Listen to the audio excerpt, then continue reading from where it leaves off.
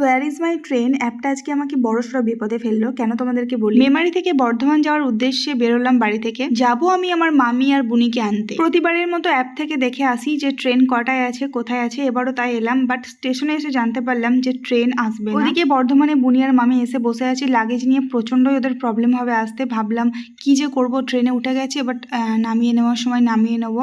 But নামানোর সময় আমি ওদেরকে দেখতে পাইনি ওরা যে কিভাবে নেমেছে। বুনিকে নিয়ে অনেক টেনশনে ছিলাম। যাই হোক, আর ওরা আবার চেপেছে লেডিস কামরায়, যেখানে কেউ কাউকে হেল্প করবে না। তো বুনিকে নামিয়ে দেওয়ার জন্য কেউ হেল্প করবে না ভেবেছিলাম, বাট একজন ছিল যে হেল্প করেছে, বুনিকে ধরে নামিয়ে দিয়েছে। ফাইনালি বুনিকে দেখে আমি শান্তি পেলাম স্টেশনের মধ্যে। তো বাড়ি এসে গেছি, আর এসে আমি মাছটা রান্না করছিলাম। বুনি আবার চিকেন খেতে খুব ভালোবাসে, তো ওর জন্য হয়েছিল চিকেন। আর এখন আমি গেছিলাম পড়াতে যখন এসেছি একটু টিচারগিরি তোমাদের সঙ্গেও করি। আচ্ছা বলো তো, ভারতের বৃহত্তম রেলওয়ে স্টেশন কোনটা?